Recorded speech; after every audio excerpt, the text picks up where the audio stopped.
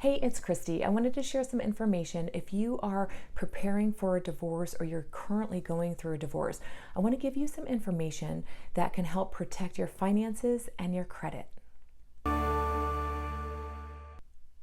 Thanks for being here with me. This is a difficult video to put together because I know all of the emotions that you are going through. I've been through it myself. I'm part of an organization that serves those that are going through divorce. A lot of my favorite clients are divorcees, and it's a very emotional time. So first and foremost, I'm sorry for what you are going through right now, but I do want to give a few pieces of advice to help protect yourself. Sometimes when we're going through something so highly emotional, it is very difficult to make good financial decisions.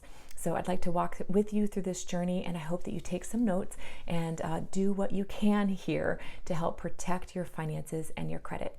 So first things first, you need to close any joint accounts. If you guys have joint bank accounts, it only takes one of you to close it. So I hope that somebody doesn't go and try to sabotage the other person and close that out, especially if you have attorneys. The attorneys will eat you up for dinner if you go and take all that money out if it didn't belong to you. So hopefully everybody can play nice in the sandbox and agree to how that is going to get split.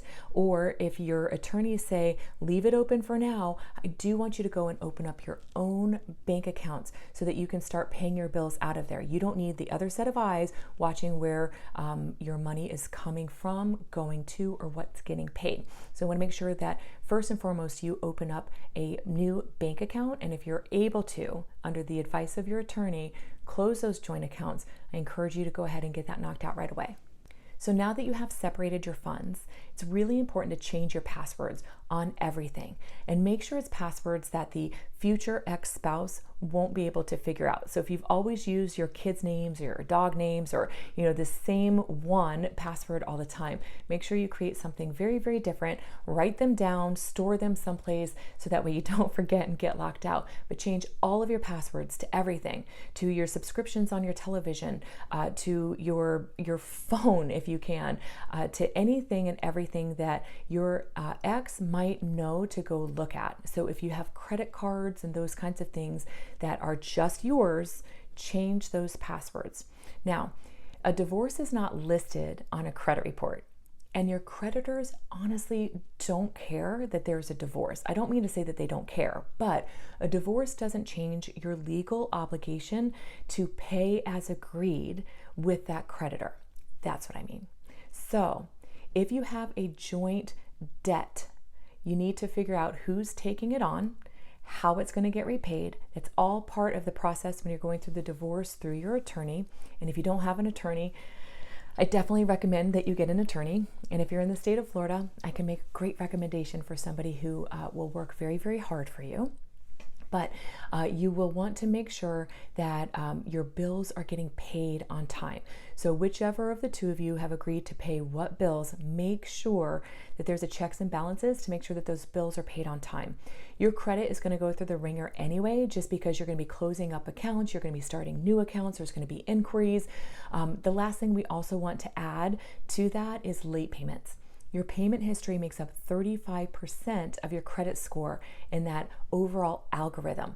So that's the one thing we can really, really keep our eye on is your payment history. So make sure that those bills are getting paid on time. And then I want you to pull your credit.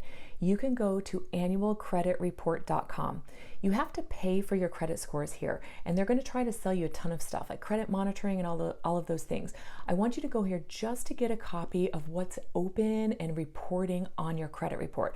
Honestly, I really don't care about your credit scores at this moment in time. We just want to see what's open. You're going to forget that, oh my gosh, yeah, we have the home equity line. I only remembered the mortgage, right? So the home equity line has to be part of the overall picture of what's getting split and divided and paid and all of those things. Maybe you are an authorized user on your future ex-spouse's credit card. You will want to get removed as an authorized user. And if it's a joint account, the only way to separate that is to close it, unfortunately. So call that company and ask if there's any other way. Have you ever had your credit card number jeopardized and you call them and they stop that credit card and they give you a new credit card number, but it is affiliated to that original one, so that credit history and all of that is there? Potentially, if you are the main borrower or the main person affiliated with that credit account, maybe they will allow the future ex-spouse to be removed, or for you to be removed and that account to still be open, but maybe with a new account number assigned, so you don't have access to that information anymore, or your ex-spouse doesn't have access to that information anymore. Okay, so once you have removed your spouse from the accounts that you can, or you've closed the ones that are joint and you're in agreement on doing this, now I want you to freeze your credit report. You can contact all 3 credit reporting bureaus. You can do this over the phone, you can do it on the net, or you can do it on an app if you have their app on your phone. You can freeze it, and you are in charge of when that freeze gets lifted. So you can lift it at any time when you go to apply for credit in the future. That's when you want to have it lifted. But if somebody tries to open up new credit in your name because they know your full legal name and your social security number, they won't be able to do so. Again, I'm praying and hoping that that's not the situation that you're in, but sometimes when we're in an emotional situation like this, people don't always make the best decisions. So hopefully nobody's out to try to sabotage or hurt you, but in case they are, you are protected because your credit is frozen. Now I want you to be mindful of what is going on to credit cards and loans. I want you to really be careful about putting large costs on credit cards. I know a lot of people will pay for their attorney on credit cards because they simply don't have cash money in savings. It's going to cost you dearly over time if you're not able to pay that dollar amount in full in that APR on the credit card. The average credit card APR right now is over 16%, and it's about to rise with rising interest rates this year. So I want to encourage you not to pay 17+% on interest, and make sure that you are mindful of your spending. I know sometimes it feels like we need to go out and have kind of like a vengeful spend. It might feel good in that moment, but I want to also let you know it's not going to help heal the emotions that you're feeling right now. It's going to be so very temporary. And now you've got this really big bill that's accruing interest. It's going to get you just further in a darker place. So please be very mindful on sabotage spending, vengeful spending, on just instant gratification kind of spends, because it's just a fleeting feeling and it's not going to help your bigger goals of moving on really healthy and successfully in this next chapter. And then lastly, I want to encourage you to create and follow a budget. You are now going to have cost of living that didn't exist before.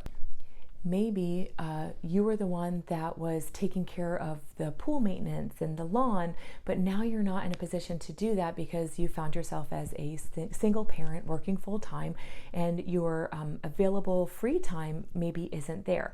You're going to have to hire people to take care of those things. So you might have some additional living costs that you didn't have before when there were 2 people in tandem taking care of some of the home responsibilities. And then some of the things that may have been shared costs, right? The shared cost of food and utilities and those kinds of things are now on your shoulders. So it was going to be really important for you to follow a budget, create a budget, follow a budget, and then you're going to be able to identify where you need to cut expenses so that way your outflow isn't more than your inflow. If that's the case where you're spending more than you're taking home, you're going to find yourself maxing out credit cards, getting buried in debt, taking on loans just to make ends meet. It doesn't feel good. It's going to be really heavy on your shoulders and a big weight that you're going to have to carry. So we're going to see where we need to cut or where we need to reduce so you don't get buried in debt and feel kind of lousy by it. I hope that this is information that helps you stay clear-minded while you're going through this time. And if I could be a resource or help for you, please don't hesitate to reach out. You can reach me at questions@creditchristie.com, and I am wishing you very well and all the best.